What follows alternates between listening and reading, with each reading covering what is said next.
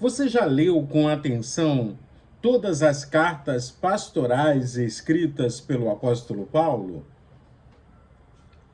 Mesmo que você já tenha lido, a Bíblia é a palavra de Deus e sempre temos algo novo a aprender. Estamos na carta de 1 Timóteo. Timóteo está pastoreando, está liderando, está conduzindo o rebanho de Deus na cidade de Éfeso. Uma cidade com muita idolatria, uma grande cidade para a época ali na antiguidade, que essa igreja estava sendo firmada aos pés do Senhor.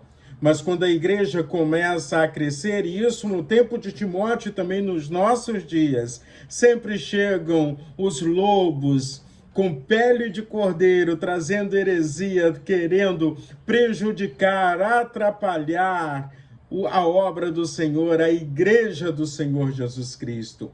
Falo de igreja, pessoas, não falo de igreja só prédio, organização. A igreja do Senhor Jesus Cristo é um organismo vivo, fazendo diferença onde está inserida. A igreja do Senhor Jesus Cristo é uma comunidade de pessoas que um dia reconheceram o amor de Deus manifesto na cruz, no Calvário, quando o Senhor Jesus Cristo toma o nosso lugar, paga o preço pelos nossos pecados para nos dar um acesso direto ao Pai.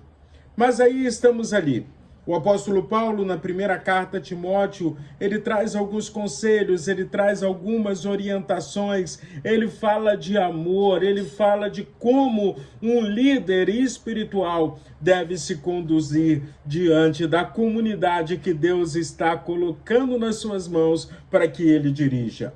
Já quando chegamos no capítulo 5, a primeira ênfase do apóstolo Paulo é o cuidado pastoral que o Timóteo tem que ter com as pessoas idosas.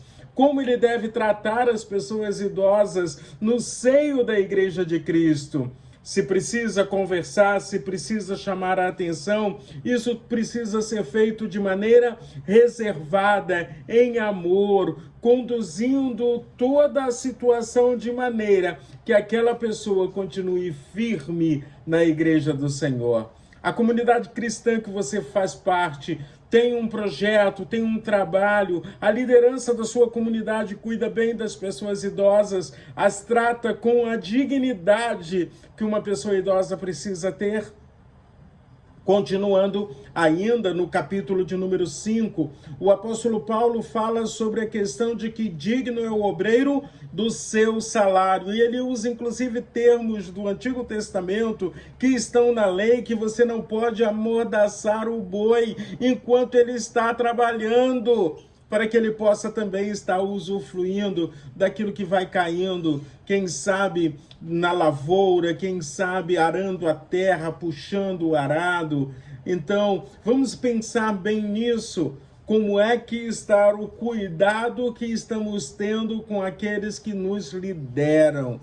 Inclusive, Paulo deixa muito claro, aquele que preside bem deveria ter até o seu salário dobrado. E aí depois ele trata tudo isso.